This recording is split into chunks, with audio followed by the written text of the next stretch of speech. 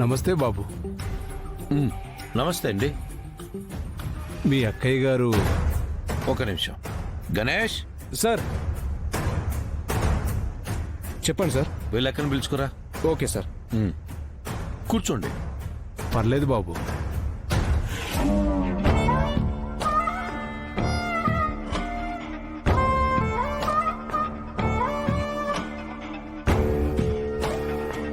వాడికి లేచిన చేతులు నా కోసం లేవట్లేదు. వాడికిస్తున్న గౌరవం నాకు ఇవ్వాలన్న జాస కూడా లేదు. ఈ రాయుడి దగ్గర, మైనావతి దగ్గర నా గౌరవం తగ్గకూడదు. లేదంటే ముందు తరాలకి నేను గుర్తుండను. నమస్కారం, ఎలా ఉన్నారు? ఓ తమరా, ఏదో అమ్మగారి దయ వల్ల బాగున్నాం. సిగ్గు లేకుండా పోయిందిరా. అడిగి మరీ దండాలు పెట్టించుకుంటున్నావు. ఇచ్చే దగ్గర మనం లేవు, తీసుకునే దగ్గరే నిలబడి ఉన్నాం. అందుకే అడిగి మరీ పెట్టించుకోవాల్సి వస్తుంది.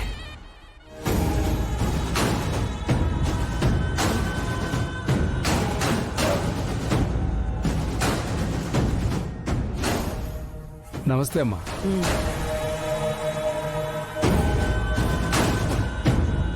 చెప్పండి. మా ఇంట్లో పాపని ఉయ్యాల్లో వేస్తున్నాం. నిన్న కూడా మిమ్మల్ని పిలిచి వెళ్దామని వచ్చాం.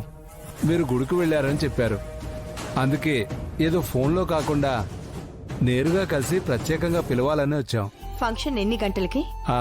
సాయంత్రం 5:30 సాయంత్రమా? సరే. మీరొస్తే మాకు చాలా సంతోషం. మీ చేతులతో మా బిడ్డను ఆశీర్వదిస్తే అది మా అదృష్టం అనుకుంటాం. మీరు తప్పకుండా రావాలమ్మా. వస్తాను రాయుడు గారు.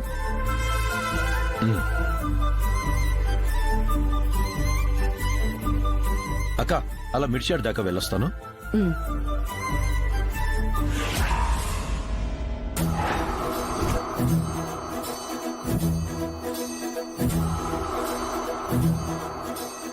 ఏమైందిరా? ఉదయం కార్ చూశాను, అద్దం పగులుదేంటక్క?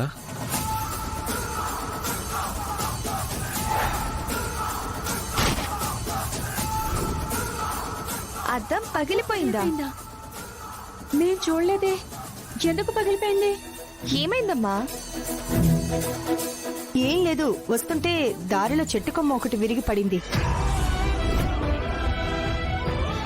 అవునా? నీకేం దెబ్బలు తగలేదు కదక్క? నాకేం కాలేదురా. నీతో చెప్పాలనుకున్నాను, మర్చిపోయాను అంతే. సరే అక్క, సాయంత్రం నువ్వు ఫంక్షన్కి వెళ్ళే లోపు నేను రిపేర్ చేసి ఇంటికి పంపిస్తాను. ఓకే. సరే అక్క.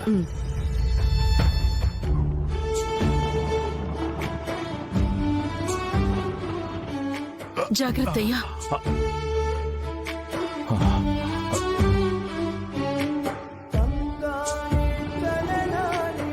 కూర్చో అయ్యా.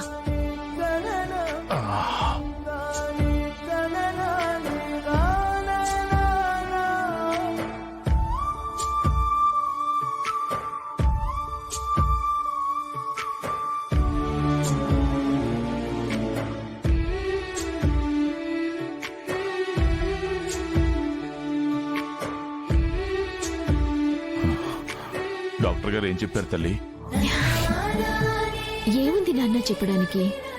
ప్రమాదమేమీ లేదని చెప్పారు. కాకపోతే 2 నెలలు ఏ పని చేయకుండా ఇంట్లోనే ఉండాలని చెప్పారు. 2 నెలలా?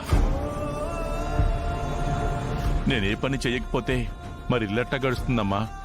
అయ్యా, నీ పరిస్థితి నీకు తెలియట్లేదు. నీ గుండెల్లో. అమ్మా, నేను చెప్తున్నాను కదా. డాక్టర్లు ఊరికే చెప్పరు కదా నాన్న. అప్పుడప్పుడు ఒళ్ళు విశ్రాంతి అడుగుతుంది, ఇచ్చేయాలి. లేకపోతే నన్ను పట్టించుకోవా అని మళ్ళీ మళ్ళీ మనల్ని ఇబ్బంది పెడుతుంది, తెలుసా? అంటే వినాల్సిందేనంటావు. మరిల్లు? ఇన్నేళ్లు నువ్వు కష్టపడ్డావు. ఈ కొద్ది రోజులు మమ్మల్ని కష్టపడనివ్వు నాన్నా. మాకు కష్టం విలువ తెలియాలి కదా. ఆడపిల్లలమ్మా మీరు.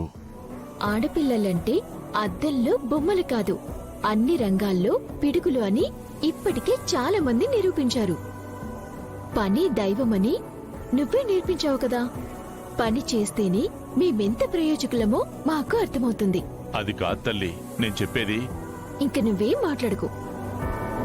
నేను వెళ్ళి నువ్వు తినటానికి ఏమైనా వండుతాను.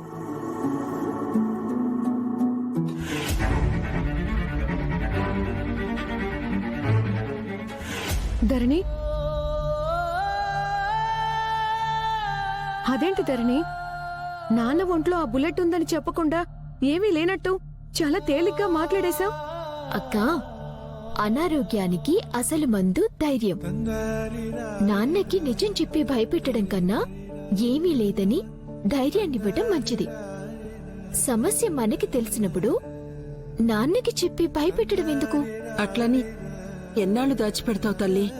నాన్న పూర్తిగా కోలుకునే వరకు ఈ విషయం నాన్నకి చెప్పొద్దు. నిజం చెప్పి రోజు ఆయన బాధపడుతూ ఉంటే చూడటం కన్నా అబద్ధం చెప్పైనా నాన్న ఆనందాన్ని చూడటమే నాకిష్టం.